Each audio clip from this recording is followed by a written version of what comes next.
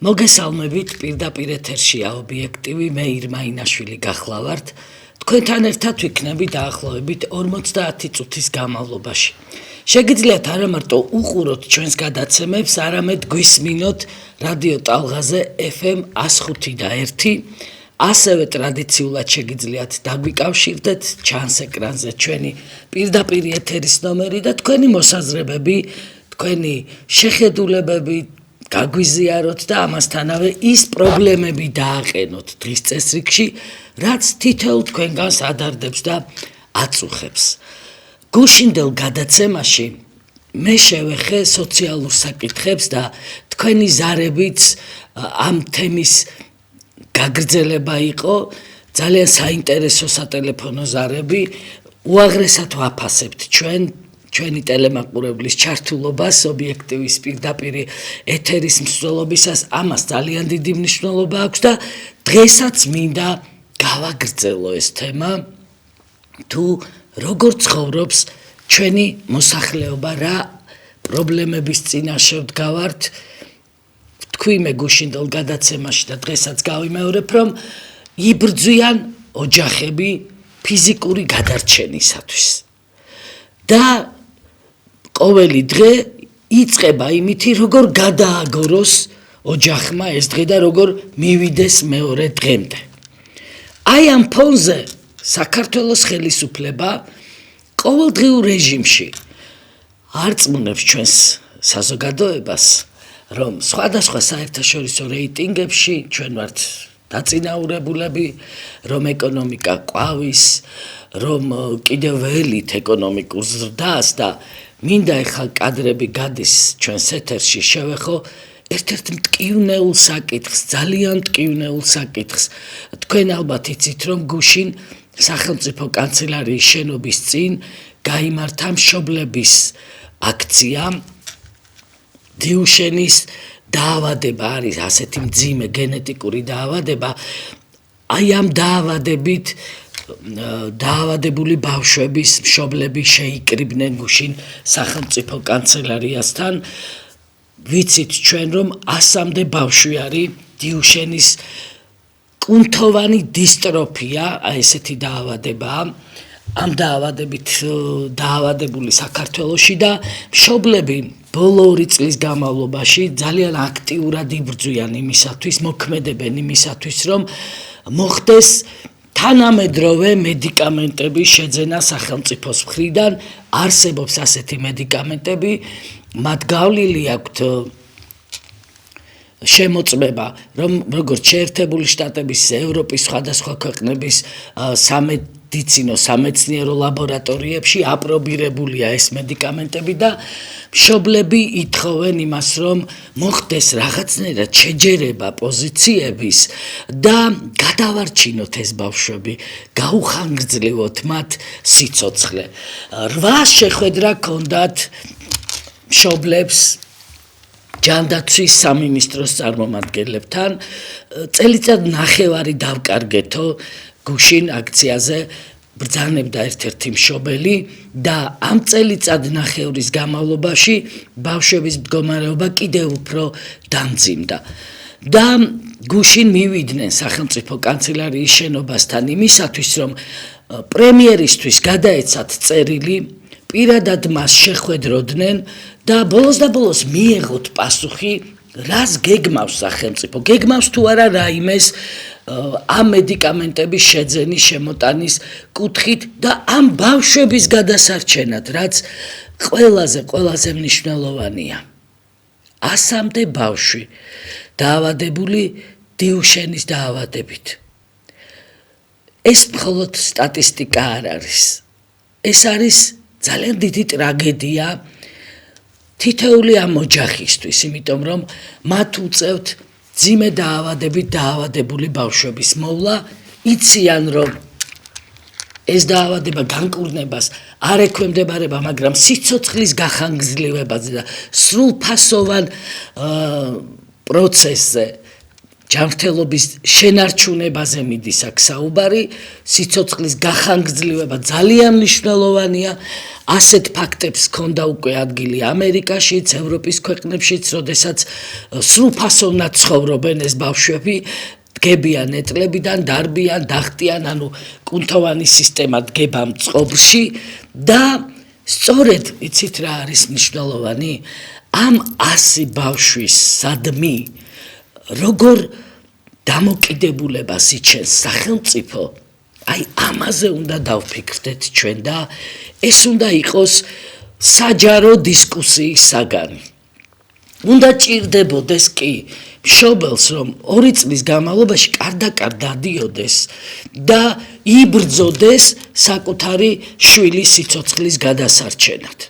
აი ეს ხდება დღეს და შემზარავი, ჩემი აზრით, ყველაზე შემზარავი იყო ის, რომ გუშინ აი ამ ეტლებით მიყვანილ ავადმყოფ ბავშვებს სახელმწიფო კანცელარიის წინ დაახვედრეს პოლიციის კორდონი.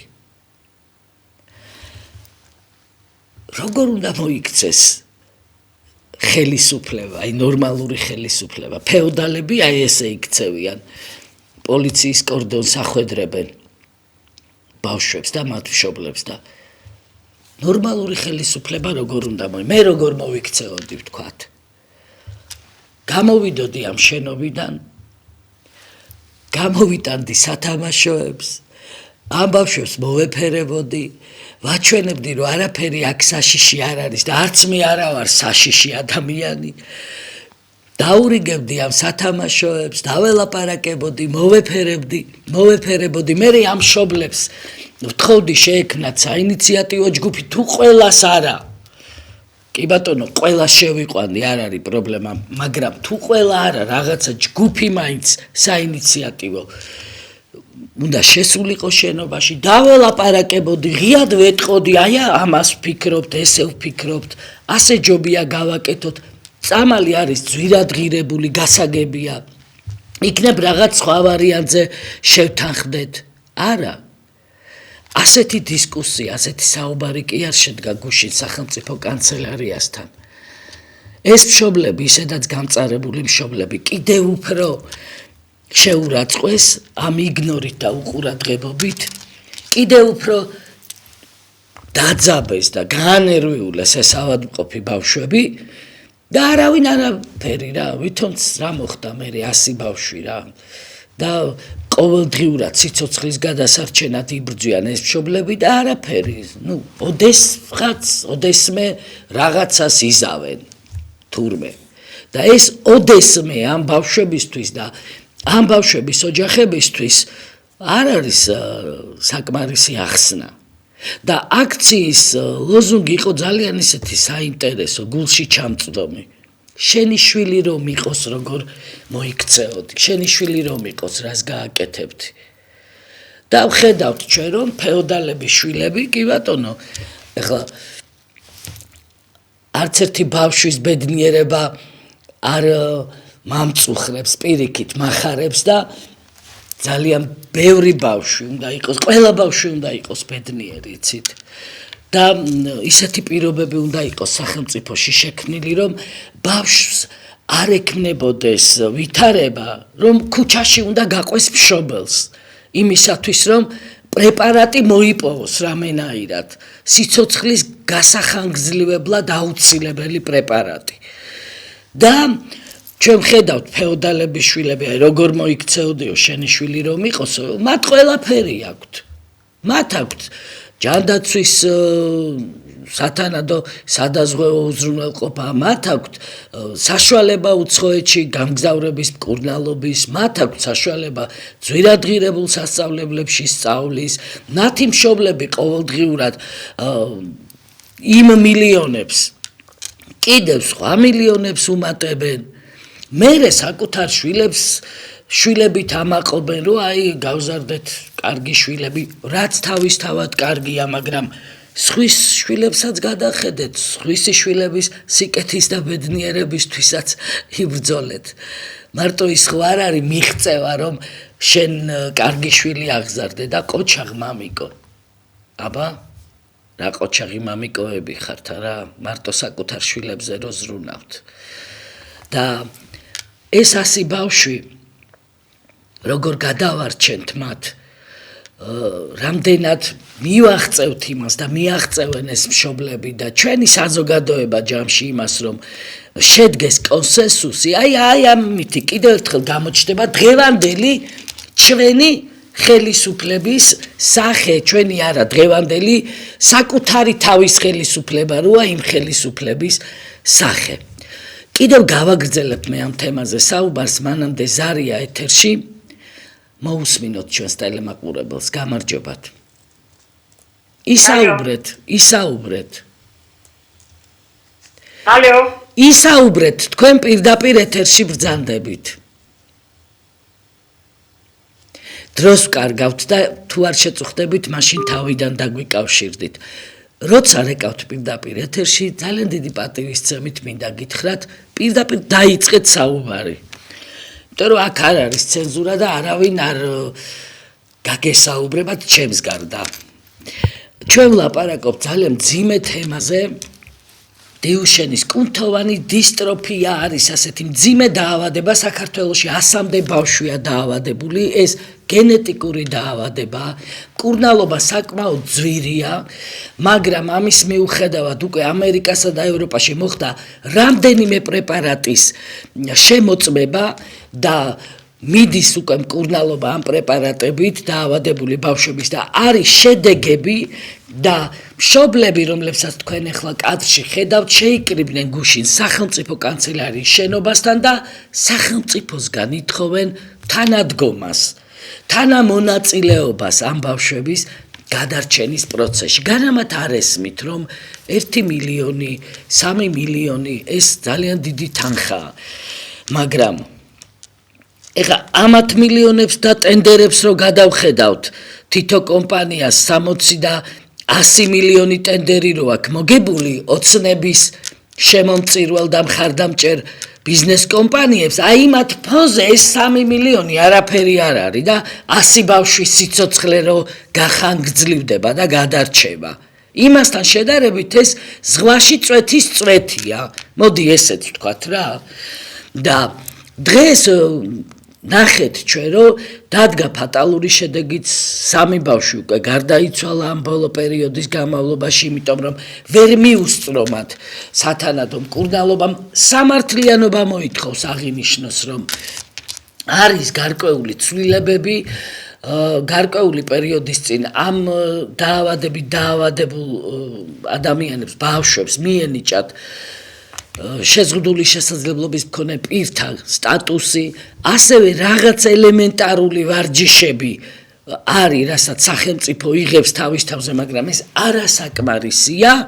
საუბარი ეხება არა მარტო მედიკამენტების შეძენას, არამედ იმას, რომ შეიქმნას multidisciplinური გუნდი, ეს რას გულისხმობს ეს გუნდი ისე მარტივ ენაზე რომ ავხსნა, ექიმთა ჯგუფია, სადაც შედის კარდიოლოგი, რომელიც გულის მუშაობას ამოწმებს, ტრავმატოლოგი, რომელიც ძვლოვან და ხტილოვან მდგომარეობას ამოწმებს ორგანიზმისას, ფილტვების შემოწმება უნდა მოხდეს, თავის ტვინის შემოწმება, ანუ კომპლექსური ბრიგადა ექიმებისა, რომლებიც პერიოდულად წელიწადში 2-ჯერ თუ არ ვწდები არის საჭირო ეს შემოწმება ამ ბავშვების მდგომარეობა შეამოწმებენ. ეხლა საქართველოში არის და თბილისში კონკრეტულად ბავშვთა საავადმყოფოები, იგივე იაშვილის კლინიკა, რომელიც შეიძლება ბაზად იყოს გამოყენებული და ასეთი მულტიდისციპლინური გუნდი მუშაობდეს, ეს მაინც რომ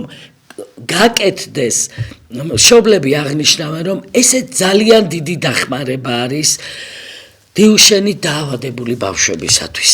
ზარი ჩვენს ეთერში. გამარჯობათ, ისაუბრეთ პირდაპირ. ჭეშმარიტად ახსნა. აი, ეხლა ვიაზავთ გისმენ და აი, ძალიან გულზებნობს და რა მაგამ ბავშვების სამბლავი. წარმოგიდგენთ ახლა მე თვითონ უთეატროა, ტიპიკალ ტიპიკალია. ხოდა ეს ძირდად იმია რა აი რა კონტროლი დაუყენეს რა იდაო აქტი ბავშვი რა გახდა რა ფული არის თანა და ვერ დაეხმარა ვერა მაგრამ რა თქმა უნდა, მექტრობით ვიტები, ფული ჩაიდო, იმასაკნა, წავლები, ბაღაზები გაგუწირდა, დანარჩენი ხალხი და ფეხებზე კიდია. თავარი და ძაღლები ყავდათ კარგად. კარგად გადავიხო. მადლობთ ზარისთვის. დიახ, ჩვენ 100-მდე ბავშვებს საუბრობთ, რომელიც დაავადებულია, აღრიცხულია და დაავადებულია საქართველოში დიუშენის დაავადებით და სხვადასხვა რაიონებიდან არიან ბავშვები, არა მარტო თბილისიდან. მოვისმინე მე ინფორმაცია, რომ რამდენიმე ბავშვი მშობლება ერთ-ერთი ამერიკის მოქალაქე იყო და ამერიკაში წაიყვანეს და იქ წარმატებით მკურნალობს, ანუ ის პრეპარატი არის ძალიან ეფექტური, რაზედაც ეს მშობლები საუბრობენ და ითხოვენ, რომ რამენაირად შეიძინოს სახელმწიფომ ისეთ ქვედალოცვილებო ეკონომიკა თუ ყვავის და პიკში ვართ განვითარების. რა გახდა ახლა ამ წამლის შეძენა და შემოტანა? ეს 100 ბავშვი, ხო ჩვენი საგანძურია, ხო ჩვენი შვილები არიან, არა? ჩვენ ხო ღირსეული ქვეყანა უნდა ვიყოთ, ღირსეული სახელმწიფო უნდა ვიყოთ. არ უნდა ჭირდებოდეს ციტ-მშობელს ესე ნერვების დაგლეჯა და ბრძოლა იმისათვის, რომ რაღაცნაირად მიიპყროს თქვენი ყურადღება.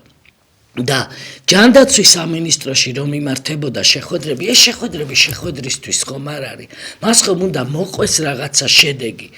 თუ შენ მუშაობ ამ თემაზე, მაშინ უნდა აუხსნა ამ მშობლებს, რას მიაღწიე, რას ვერ მიაღწიე და რატომ ვერ მიაღწიე. როგორ გავაკეთოთ ისე, რომ მოვიზიდოთ საერთაშორისო დონორები, რაღაცა გავხსნათ ეს ჩვენი შარაზული კარი. და დაველაპარაკოთ საერთაშორისო დონორებს, იქნებ რაღაცა თანადგომა გაუწიონ ჩვენ სახელმწიფოს ამაში, ამ საქმეში. მაგრამ არა იცით? ისინი ცხოვრობენ განცხრომაში, ეს არის პოლიტიკური განცხრომაც და ეს არის განცხრომა პირდაპირი გაგებით. და ხალხი უნდა დაიტანჯოს, რა არის ახლა, მე რა მოხდა, დაიცადონ კიდე და იცდის. აი ამ ბავშვების სიცოცხლე იცდის, ვერ იცდის. და ეხლა მინდა ერთი ისტორია გამახსენა დღეს ჩემმა მეუღლემ სხვათა შორის. გერმანიაში 6 წლის ბიჭი იყო დაავადებული სიმსივნით და ძალიან მძიმე მდგომარეობაში იყო ბოლოს. ექიმებმა შეწყვიტეს მკურნალობა და უკვე დღეებს ითვლიდა ეს ბავშვი. და მას ჰქონდა ერთი ოცნება, ძალიან უყვარდა მოტოციკლები და ჰქონდა ესეთი ოცნება, რომ აი ბევრმა ბაიკერმა ჩაიაროსო ჩემ ფანჯრებთან. და მინდა ვთხოვო ეხლა ჩვენს ოპერატორებს კადრები, როგორ დაიძრა მთელი გერმანიიდან 20,000-მა აი ამ მოტოციკლისტმა მიიღო მონაწილეობა ამ მსვლელობაში და აი ამ 20,000-მა ჩაიარა ამ პატარა ბიჭუნას ფანჯრების წინ და ამითი მათ გამოხატეს თავისი სიყვარული, საკუთარი პატივისცემა ამ პატარა ბიჭუნასადმი და აუხდინეს ეს სანუკვარი ოცნება. და აი აქ ჩანს თვითონ სახელმწიფოს და საზოგადოების დამოკიდებულება დაავადებული, ავადმყოფი ბავშვებისადმი. ჰუმანურია ეს დამოკიდებულება, თუ უბრალოდ ზედაპირული და გულგრილია და აი ეს ბოლო წუთები ამ ბავშვისთვის იყო საოცრად ბედნიერი, იმიტომ რომ ის ვერ წარმოიდგენდა, აი ხა ზუსტად ამაზე საუბრობენ ამ სიუჟეტში, ვერ წარმოიდგენდა რომ შესაძლებელი იყო ასეთი რამ და 20,000-ზე მეტი, წარმოიდგინეთ, გერმანიის სხვადასხვა ქალაქიდან მოტოციკლისტი შეიკრიბა და აუხდინეს ამ პატარა ბიჭუნას ეს დიდი ოცნება. მათ სხვათა შორის მუნიციპალიტეტები, პოლიცია, ანუ სახელმწიფო სტრუქტურები ეხმარებოდნენ ამ მსვლელობის ორგანიზებაში, ანუ სახელმწიფოც აქტიურად ჩაერთო ამ საზოგადოებრივ ინიციატივაში. და ჩვენთან რა ხდება? ჩვენთან დიუშენის დაავადებით დაავადებულ ბავშვებს ბატონი პრემიერი და კიდევ სხვა თანამდებობის პირები ფანჯრებიდან უყურებენ. ფანჯრებიდან ზემოდან ქვემოთ უყურებენ. და ესე არ ვიცი მე რა, ან რა გული გიძლებთ, ან როგორ შეიძლება რაღაცნაირად წარმოიდგინო, რომ დაბლა ეს ბავშვები ეტლებით ხედან და ვითომ არაფერი რა. კარგი, სხვა თემებზეც მინდა გადავიდეთ. ჩანდეს ეს კადრები არ არის ცუდი. ლაიტმოტივად მიყვება დღევანდელ გადაცემას, იმიტომ რომ ბავშვები ყველაფერი არის, იცით? არა მარტო ოჯახისთვის არის ბავშვი ძალიან ძვირფასი წევრი ოჯახისთვის. არამედ სახელმწიფოსთვის ბავშვი არის ზრუნვის მთავარი საგანი.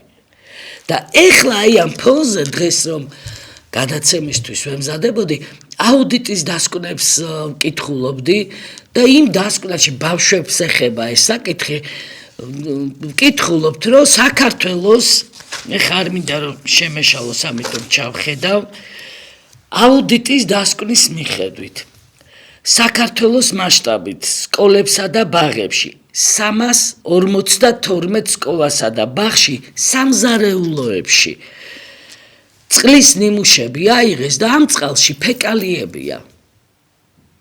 გესმით? 352 სკოლისა და ბაღის სამზარეულოებში ონკანიდან წყლის ნიმუში აიღეს და ფეკალიებია წყალში. და ამითი ამ წყლით ამზადებდნენ საკვებს, მერე ამ საკვებს მიირთმევდნენ ბავშვები და ხედავ ჩვენს მდგომარეობას და ეს არის ბავშვებზე ზრუნვა. და სხვაჩერ ძალიან მნიშვნელოვან საქმიანობას ეწევა აუდიტის სამსახური და სერიოზული დასკვნებია და ძალიან ბევრ დარღვევაზეა საუბარი ამ დასკვნებში. ეხლა აქეთ რო გადავხედოთ და ბავშვების თემას გავცდეთ, ეს პატივცემული დღევანდელი ქართული ოცნების ოლიგარქები თურმე უფასო სასადილოებში ხალხს საკვებს პარავდნენ. მაგათი ხალხი, აბა იმ ტენდერებს თქვენ და მე კი ვერ მოვიგებთ. ოცნებასთან დაკავშირებული ხალხი იგებდა იმ ტენდერებს და კიდე საკვებს პარავდნენ და უხარისხო საჭმელს საჭმევდნენ ამ უფასო სასადილოების ბენეფიციარებს. აქეთ მეორე თემა წამოიჭრა და თურმე ჯარი მარაგდებოდა და პოლიცია სიცოცხლისთვის საშიში უვარგისი საკვებით. ეს ტენდერებიც იმ ხალხის მოგებულია, ვინც ქართულ ოცნებასთან იყო დაკავშირებული. აბა თქვენ მიბრძანდით ერთი და ძალიან კარგი გეგმაც რომ გქონდეთ, ასეთ მრავალმილიონიან ტენდერს ვინ მოგაგებინებთ, არავინ. და აი ამ ყველაფრის ფონზე ისევ ქართული ოცნება ეს ყველაფერი მასკარადია, გესმით? მასკარადების დიდოსტატებად ჩამოყალიბდნენ ესენი. იმიტომ რომ მასკარადია ეს ფასების ეგრეთ წოდებული კომისია, რომელსაც ვითომ ფასების შემცირება უნდა გამოეწვია ამ კომისიის საქმიანობა, გაიზარდა პირიქით ფასები. და ამ მასკარადით რის დაშოშმინებას ცდილობდნენ, ან ხალხი რატო გონიათ ესეთი გაუთვიცნობიერებელი, რომ ვერ მიხვდებით, ახლა მაღაზიაში რომ მიბრძანდებით, ვერ მიხვდებით გაიაფდა თუ გაძვირდა პროდუქტი. მაგრამ მასკარადს აწყობენ რა, რომ აი კომისია მუშაობს, ოფისში იღვრება, ფასების შემცირებაა ჩვენი მიზანი და ფასები გაიზარდა. ახლა თქვენზე უნდა ვიზრუნოთო, აბა განათებულ ოთახებში ყოფნა ხო გინდათო და ამ ფონზე ელექტროენერგიის გადასახადი გააძვირეს. ახლა დისკუსია უნდა მოვაწყოთო, დებატებიო, მასკარადი ყველაფერში, სპექტაკლისტები, ტყუილი და იმიტაცია, ფარსი და მარაზმი. ეს არის რაც ხდება. ვითომ დებატები, ვითომ დემოკრატია ამ ქვეყანაში რა და პარტია პარტიას გავს, პოლიტიკური პროცესი პოლიტიკურ პროცესს გავს და ერთი დებატებიც უნდა მოაწყონ, მაგრამ ამ დებატებს აწყობს იმათან, ვის თვითონ უნდა რა რო ყავდეს მოდებატეთ. თავისივე შექმნილ პარტიებს დასვავს და ასმევინებს კითხვებს და ედებატება რა და ეს ყოფილა თურმე პლურალიზმი და დემოკრატია. არ ვიცი, აი ესეთ ქვეყანაში ვცხოვრობთ ჩვენ. და ასეთ რეალობას ვაკვირდებით. და ზოგი მონაწილე ვართ ამ რეალობის, ზოგი მსხვერპლი და დიდი ნაწილი მსხვერპლია ალბათ, იმიტომ რომ არ შეიძლება სახელმწიფო იმართებოდეს ტყუილით. და სპექტაკლი, ეშენი სპექტაკლები არავის არ ჭირდება. სახელმწიფო სჭირდება სერიოზული მართვა რო იყოს. ამ გადაცემაში რა თემაზე ვსაუბრობდი დიუშენის დაავადებულ ბავშვებზე. ეს ქუჩაში არ გავიდოდა საერთოდ ეს თემა და არც არის ქუჩაში გასატანი. ეს არის კაბინეტში ოთახში მოსაგვარებელი თემა. როდესაც საპასუხისმგებლო თანამდებობის პირები, შესაბამისი დარგის და მშობლები ერთად უნდა დასხდნენ და გადაწყვიტონ როგორ შეიძინონ წამალი, ჯერ ეს მულტიდისციპლინური ჯგუფი იქნებ შექმნან, როგორ იზრუნონ მე ამ რომელი პრეპარატი შეარჩიონ და ასე შემდეგ. საკმარისია ეს კადრები ნახა უკვე ჩვენმა ტელემაყურებელმა კიდევ ერთხელ შევახსენებ, რომ საუბარი ამ კადრებში ეხება 4 წლის გერმანელ ბიჭუნას, რომელიც სიმსივნით იყო დაავადებული და ჰქონდა დიდი ოცნება მის ფანჯარასთან ჩაევლოთ მოტოციკლეტებს, ბევრ მოტოციკლეტს და მშობლებმა ამის შესახებ დაწერეს სოციალურ ქსელში, ბავშვი უკვე სიცოცხლის ბოლო წუთებს ითვლიდა და მთელი გერმანიის მასშტაბით 20,000 მოტოციკლისტი შეიკრიბა და აი ესე ჩაიარეს ლამაზად ამ ბავშვის ფანჯრებთან. და აჩუქეს მას ეს ბედნიერი წუთები. და ეს ეპიზოდი იმიტომ ეხმიანება დღევანდელობას, რომ აქ ჩანს გული, აქ ჩანს საზოგადოების დამოკიდებულება ბავშვებისადმი, განსაკუთრებით დაავადებული ბავშვებისადმი. და ეს მართალია საზოგადოებრივი ინიციატივა იყო, მაგრამ სახელმწიფო ძალიან აქტიურად იყო ჩართული მის ორგანიზებაში. და ჩვენთან რო გავავლოთ პარალელი, მშობელი, ეს დატანჯული მშობელი, რომელიც ვერც იხდის იმ საფასურს, რომ ბავშვს ან ვარჯიში ჩაუტაროს, ან რაღაცა ელემენტარული, მარტო ის ხო არ არის, რომ მედიკამენტი და ვარჯიში და ამ ბავშვს უნდა სპეციფიური კვება, ამას ჭირდება სხვაგვარი ტიპის მოვლა. და გამოიფიტნენ ეს ოჯახები. აღარა აქვთ ამისი საშუალება. დაიშრიტა მათი ძალა, მათი ენერგია, მათი არაფერი ფინანსური რესურსი ამათ აღარა აქვთ. და აი ასე დროს ეს მშობელი დგება ქუჩაში. არა მეგობრებო, მეტი გულისხმიერებაა საჭირო რა. და ეს გული იმიტომ არ არის მარტო, რომ უბრალოდ ფეთქავს. ეს გული იმიტოა, რომ სიყვარულს ასხივებდეს რა. და ეს სიყვარული ეფინებოდეს ბავშვსაც, მოზრდილსაც და მოხუცსაც, მაგრამ რა ეფინება? ბრაზის და სიძულვილის და ბოროტების გარდა რა ეფინება ჩვენერს? ზარი კიდევ ერთი. გისმენთ ყურადღებით. ისაუბრეთ, თქვენ პირდაპირ ეთერში ბრძანდებით. ალო, გისმენთ. ხალბატონო ირმა, მაინტერესებს. ხალბატონო ირმა, მაინტერესებს. რასაპირებ, დაეხლა დარჩილია, გაგაფრთხილია. აქციებს არ გეგმავთ, ვინდა რომ მოვიდეთ ყველა ხარჯი ამოგიგია. მადლობთ, დიდი მადლობა ზარისთვის. გეგმავთ გუშინდელ გადაცემაშიც ვისაუბრე, რომ ვიწყებთ საინიციატივო ჯგუფის შეკრებას და ჩვენი ტელემაყურებლის მოხმობას ამ ჯგუფში. ყველა, ვისაც გაქვთ თქვენი აზრები, თქვენი იდეები, რისი განხორციელებაც გინდათ და რისთვისაც ბრძოლა არის საჭირო და აუცილებელი, მოწვეული იქნებით შეხვედრაზე, რომელიც მუდმივად გაიმართება ჩვენს ოფისში და ამ დღეებში უფრო დალაგებულად მოგაწვდით ინფორმაციას ამ საკოორდინაციო ჯგუფის შესახებ. იქნება აუცილებელია, რომ იყოს სოციალურ საკითხებზე საპროტესტო აქციების ორგანიზება მე ვთვლი რომ არის ერთ-ერთი ყველაზე მნიშვნელოვანი თუმცა პოლიტიკური საკითხებიც არანაკლებ მნიშვნელოვანია ტროტუარზე დგომის გამო ხალხს რო იჭერენ და ციხეში უშვებ ეს არის მარაზმი და ეს არის დაუშვებელი და მიუღებელი რამ და მე ხა სოციალურ საკითხებზე ვლაპარაკობ მაგრამ ხას იმას უსვამო ისიც და ესეც ორივე მნიშვნელოვანი არის და ჩვენ უნდა ვიმოქმედოთ ყველამ ერთად და კარგია რომ ისმის ესეთი ზარები ასეთი ინიციატივები რომ გაქვთ სურვილი მიიღოთ მონაწილეობა ასეთ პროცესებში ზარია ხო კიდევ ერთი მოусმინოთ ტელემაყურებელს გისმენთ ისაუბრეთ პირდაპირ ეთერში ბრძანდებით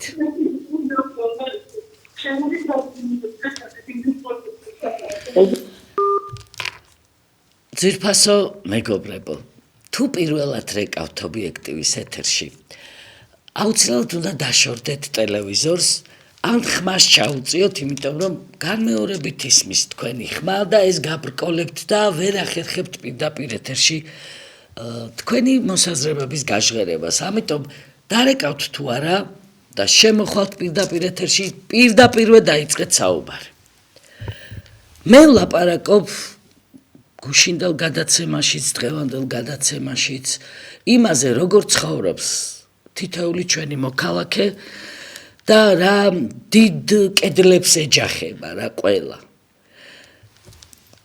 გუშინ ვილაპარაკე ვეტერანებზე და ყოველთვის ვსაუბრობ მათზე და ეს ვეტერანების რო წარმოიდგინოთ ნახეთ ადამიანმა სიცოცხლე გაწირა სამშობლოსთვის ჩვენი ქვეყნის მთლიანობისთვის და სახელმწიფო მას აფასებს რომ ეს თურმე 100 ლარი ღირს 100 ლარი არის ვეტერანთა დახმარება და პრემიერის პარლამენტის თავმჯდომარის პრეზიდენტის ხელფასით 16,000 ლარი უნდა იყოს ის ღირს თურმე ამდენი და ეს ვეტერანი რა არის ხა გაწირა თავი და გაწირა და 100 ლარი ღირს აგერ და კიდევ უკმაყოფილ იცით რა არის აი თელი ცინიზმი რაში მდგომარეობს იცით რომ აი ამ 100 ლარად რო აფასებს ვეტერანის გაღებულ სიცოცხლეს მე კიდე ამ ვეტერანზე ბრაზობს რა რომ უკმაყოფილო ხა რატო უნდა იყო უკმაყოფილო კმაყოფილი იყავი და ჩაეტიე იმ 100 ლარში თვითონ 16,000 ლარში და მილიონებში ვერ ეტევიან და ვეტერანი 100 ლარში უნდა ჩაეტიოს თურმე წამალიც იყიდოს ელექტროენერგიის გადასახადიც გადაიხადოს საკვებიც იყიდოს ну შეგადაშიგ ტანსაცმელიც რა თუ არა და რა მოხდა ხა ერთი ხელი ტანსაცმელი კონდეს ვაი ჩვენს პატრონს მართლა რა აი ამ ყველაფერს ერთად რომ გადახედავ როგორც პანორამას გული შეგეკუმშება ეხა სხვა სტატისტიკაც მინდა მოვიტანო ავყვავდით და გავწყინდითო ქართული ოცნების ფეოდალური მართლობა რო გვარწმუნებს 22,727 ბავშვმა სწავლა შეწყვიტა იმიტომ რომ მათი ოჯახები წავიდნენ საზღვარგარეთ გავიდა ეს ქვეყნიდან 22,727 ბავშვი ცოტა არის 800,000 პენსიონერია ცოტა მეტი მაგრამ 800,000 ვთქვათ ნახევარს აქვს საბანკო საპენსიო სესხი აი ძევალია პირდაპირ ტყვეარი ბანკის მე მახსოვს როდესაც ქართული ოცნება მოდიოდა ხელისუფლებაში ისეთი ბრტყელი დაპირებები იყო ეს ჭახჭახა დაპირებები რომ უნდა გავათავისუფლოთ ჩვენი მოქალაქეები ამ ძიმე საპენსიო და რაღაცა საბანკო პროცენტებისგან და სესხებისგან და საერთოდ ლაპარაკი იყო იმაზე რომ საბანკო პროცენტები არის ძალიან მაღალი და ეს ბანკები მონოპოლისტები რაღაცნაირად უნდა გონზე მოვიდნენ და შემცირდა რა შეიცვალა არაფერი პირიქით ეს საბანკო კრედიტზე პროცენტი იზრდება და პენსიონერების შემთხვევაში ხდება ის რომ მარტო პროცენტს იხდიან ძირს კი ვერ ფარავენ პროცენტს იხდის ეს საბრალო პენსიონერი და რჩება ტყვეობაში ბანკის ტყვეობაში სანამ ცოცხალია და აი ამ ფონზე 1 მილიარდის ჯარიმები ჩამოაჭრეს ვისაბა გავიხსენოთ ვის და ენერგეტიკულ კომპანიებს თურმე მხარდაჭერა ჭირდებათ ენერგეტიკულ კომპანიებს და 1 მილიარდი ლარის ჯარიმები ჩამოაჭრეს ჩვენ პარტიას რაღაცა ძველი ჯარიმები გქონდა პლაკატი იქ არ გააკარი იმას არ გაპატიებენ და აბა ერთი არ გადაიხადო ის ჯარიმა დაგიყადაღებენ ანგარიშებს მე რაღაცა ჯარიმები იყო კატასტროფული გავწერეთ თვეებზე და ისე ვიხდიდით 1 თუ 2 წლის განმავლობაში და ამათ ენერგეტიკულ კომპანია 1 მილიარდი ლარი რა არის 1 მილიარდი ლარი რაზე აჭრი იმ კომპანიებს ამ ბავშვებს უკიდე წამალი და სულ რაღაცა 3 მილიონზე მიდის ლაპარაკი და 1 მილიარდი ლარის ჯარიმა ნახევარიც კი არ შეუმცი მოაჭრეს პირდა იმიცით რატო იმიტომ რომ ამ კომპანიებში ამათი ინტერესია ჩადებული და თავისივე თავს ჯარიმები გაუნულეს ფეოდალიზმი ეს არის ბატონყმობა ეს არის სხვა რამე კი არ არის თორემ რომელ დემოკრატიულ და ნორმალურ სახელმწიფოში ხდება ის რომ მე ჩემ კეთილდღეობას ვიწყობ და გითხარით გუშინდელ გადაცემაშიც რომ ჩვენი მოსახლეობის 0.7% არის რაღაცა სულ რაღაცა 24000 კაცი რომელსაც აქვს ყოველთვიური შემოსავალი 100000 ლარიდან 3 მილიონამდე აი ამ 24000 კაცის ხელშია თავმოყრილი მთელი ყველანაირი სიმდიდრე რო იტყვიან და დანარჩენი რა არის სულს გაფავს ფიზიკური გადარჩენისთვის იბრძვის და არსებობს უბრალოდ და აი ამ ფონზე გეუბნევია რომ რატო არ ახარ მადლიერი კაცო და რატო არ ახარ ბედნიერი ზარია მოусმინოთ ჩვენს ტელემაყურებელს ისაუბრეთ თუ შეიძლება დაიცადეთ კიდევ ერთხელ დარეკეთ და შემოხვალთ თუ არა პირდაპირ ეთერში დაიწყეთ საუბარი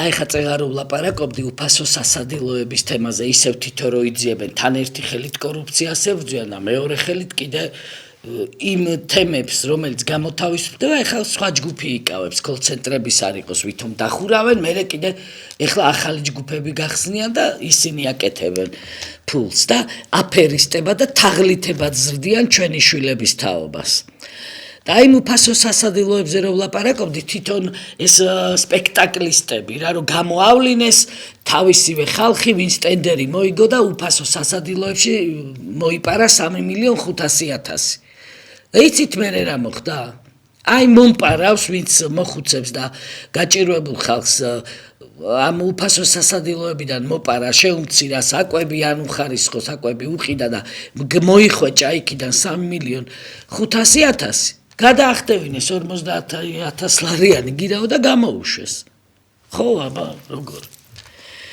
აი ეს ყოფილა ისა კორუფციის გამო დასჯა და ამ ჯარისკაცებს და პოლიციელებს კიდე რა ნაგავია ჭამეს და ისევ თვითონ ყვებიან ხო ამას თავისი მინისტრები თავისი თავდაცვა სუსი რა ვიცი მე ყველა ყოფილა ჩაძირული ამ კორუფციის უბედურებაში და ესენი აქედან თურმე თეთრი ხელთათმანებით კობახიდე და დანარჩენები იმათ უყურებდნენ აქედან თურმე ისე ფანჯრის მიღმა და აბა პარლამენტს რა ფუნქცია მაკონტროლებელი ფუნქცია რა აქვს ის თუ ჯარის ფულს იპარავდა ამას თუ კოლცენტრი ქონდა ის თუ სასადილოს ფულს პარავდა და პირველი პირები ხო ამაში თავიანთივე მოყოლილს ვამბობთ და რის გამოც ციხეში ყავთ ხალხი და აბა რა თქვენ სად იყავით მაშინ ეს თვალის დახუჭვა ან თვალის დახუჭვა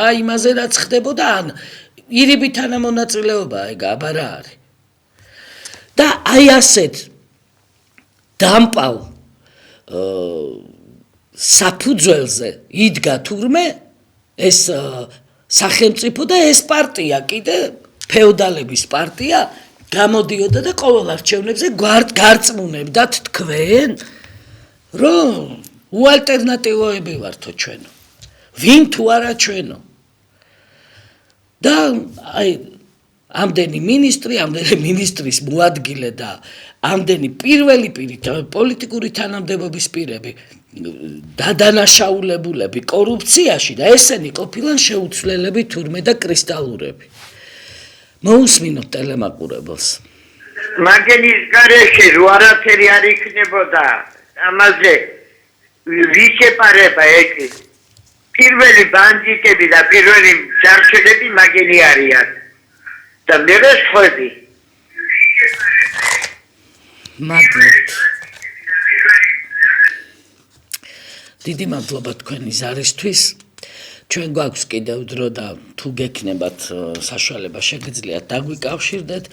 რაღაცნაირად თითქოს მივედმოვედე სხვადასხვა საკითხებს, მაგრამ მე მგონი რომ ერთ ღერძს მივყვებით და ეს ღერძი, ეს მთავარი თემა უკავშირდება როგორ აი ამ გააზრებას იმისას, როგორ სახელმწიფოში ვცხოვრობთ დღეს ჩვენ. საერთოდ სახელმწიფო ასე უნდა იმართებოდეს სახელმწიფო? ეს არის აი 24,000 კაცს რო ყველაფერი და დანარჩენს არაფერი, ეს არის სოციალურად სამართლიანი სახელმწიფო? და ეს ხო უნდა შეიცვალოს. დღეს ძირითადად საუბარი მიდის პოლიტიკურ საკითხებზე, იცით? და მნიშვნელოვანია ეს ძალიან. მე ტყუილა არ ვახსენე ტროტუარის საკითხი, რომ თურმე კაცი რომ დგას ტროტუარზე და რაღაცას აპროტესტებს, იმას დაურღვევია კანონის, ამათ მიიღეს უკანონო კანონები და უნდა წავიდეს ციხეში. ვიღაც არ მოწონს, უნდა წავიდე ნულოვანი თანაგრძნობა. ესეთი დევიზით არის კობახიძე გამსჭვალული და მაგასაც ეტყვიან ნულოვანი თანაგრძნობაო. და ძალიან ცუდად დაამთავრებს ისიც, იმიტომ რომ ეს კარგად არ მთავრდება ხოლმე ასეთი მართვა. ვინც ასე მართავს, ის ასრულებს მერე ნანახი გვაქვს ეს ყველაფერი. ზარი კიდევ ერთი. ალო, გისმენთ ისაუბრეთ. ისაუბრეთ. ბოდიში 2004 წლის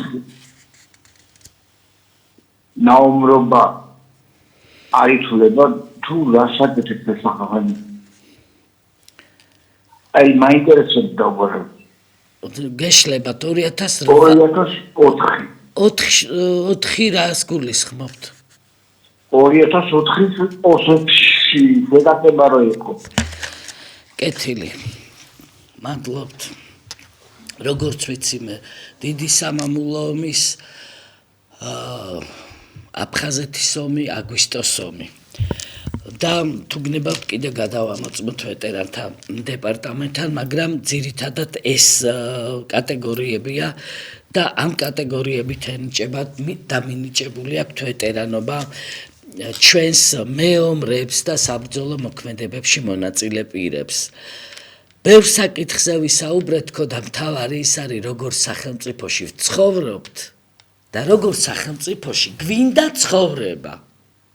და თუ გვინდა იმ უკეთეს სახელმწიფოში ცხოვრება, თქვენც რომ სხვაგვარად წარმოგიდგენიათ და მეც რომ სხვაგვარად წარმომიდგენია, მაშინ მოქმედებაა საჭირო. ეხლა მკითხავთ მოქმედება რაშია? ამათ იცით რა გააკეთეს ყველაზე ცუდი, რომ ხალხში რაღაცნაირად რწმენა ჩაკლეს და ყველა სურიან, ყველა გასვარეს, ამათ უნდათ რომ ყველა იყოს ერთ ტაფაზე მოხრაკული, რომ მერე ხალხში არ დარჩეს განცდა, რომ აი პოლიტიკაშიც არის წესიერი ხალხი. და ამათი მთავარი საფრთხე სწორედ ეგ არის, რომ იმ წესიერ ხალხს არ გაყვეს მერე დანარჩენი საზოგადოება. ამიტომ ყველას მარჯვნივ მარცხნივ სვრიან.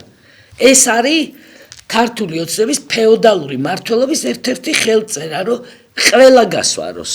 ვის რას დააბრალებს, იმასთან შეკრულია, ამასთან შეკრულია, რომ სამაგიეროდ თავის შექმნილ პარტიებს აწვება, რომ შემოიტანოს თითო რო ეძახის პოლიტიკურ პროცესს, თორე ის პოლიტიკური პროცესი კი ის არის ჩვეულებრივი მასკარადი.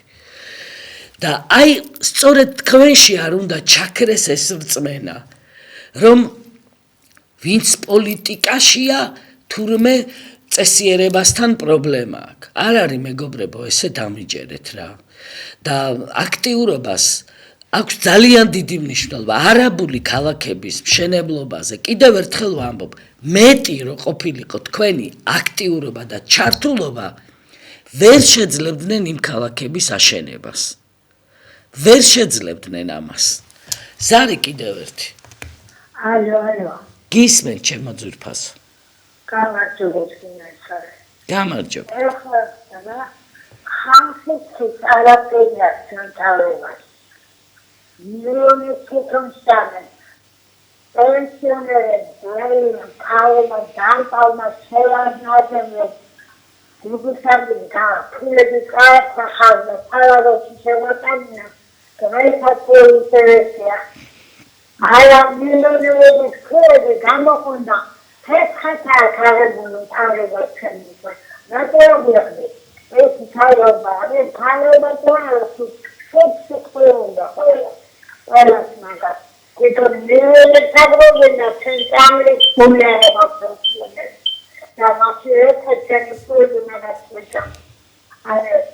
მადლობთ სამწუხაროდ ცუდად ისმის და ბოდიში უნდა მოგიხადოთ, იმიტომ რომ მე სხვა ტელემაყურებელსაც არ ესმის, მაგრამ ძალიან საინტერესო იყო თქვენი ზარი. დიდი მადლობა რომ ესე გააგრძელეთ დღევანდელი გადაცემის თემა. არ ყოფნის პენსიონერს წამლის ფული. ეს იყო თქვენი ფრაზა და ეს სიმართლე არის. არ ყოფნის, ნამდვილად არ ყოფნის და ფეოდალური მართლობა იმას ნიშნავს, რომ თვითონ არიან დაფასებულები. ისინი არც ღირსეულ ვეტერანს აფასებენ, არც ღირსეულ პენსიონერს აფასებენ და უბრალოდ არც ღირსეულ მოქალაქეს არ აფასებენ. მათთვის თავარია მარტო თავიანთი კეთილდღეობა. ამიტომ წეგარო აქტიურობაზე ვისაუბრე და აქტივობაზე ზოგადად. აუცილებლად, როდესაც ჩვენ გამოვაცხადებთ ამ შეკრების თარიღს, უბრალოდ პირველი შეკრებები იყოს იმისათვის, რომ ჩვენ ერთმანეთს გაუზიაროთ ჩვენი შეხედულებები. აი მე ამ გადაცემაში ჩემს მოსაზრებებს გიზიარებთ, თქვენც რეკავთ, მაგრამ პირადი შეხვედრის ეშხი მაინც სულ სხვაა და პირადი შეხვედრების ფორმატში ჩვენ ძალიან ბევრ საკითხს განვიხილავთ და ასეთ შეხვედრებს აუცილებლად დავიწყებთ. შეიქმნება კიდევ ერთხელ ვამბობ, საკოორდინაციო საბჭო თქვენი ჩართულობით, თქვენი მონაწილეობით და აი მერე რომ გავივლით საკითხებს, დავალაგებთ ჩვენი მოქმედების გეგმას. ჩვენ სულ ასე ვმოქმედებდით პატრიოტ ალიანსი. ხალხთან ერთად სახავდით როგორ გვემოქმედა და ეხლაც თქვენთან ერთად დავსახავთ ჩვენი მოქმედებების გზას, გეზს და გეგმას. დიდი მადლობა ყურადღებისთვის, პატივისცემით გემშვიდობებით, ობიექტივი კი განაგრძობს პირდაპირ ეთერში მაუწყებლობას.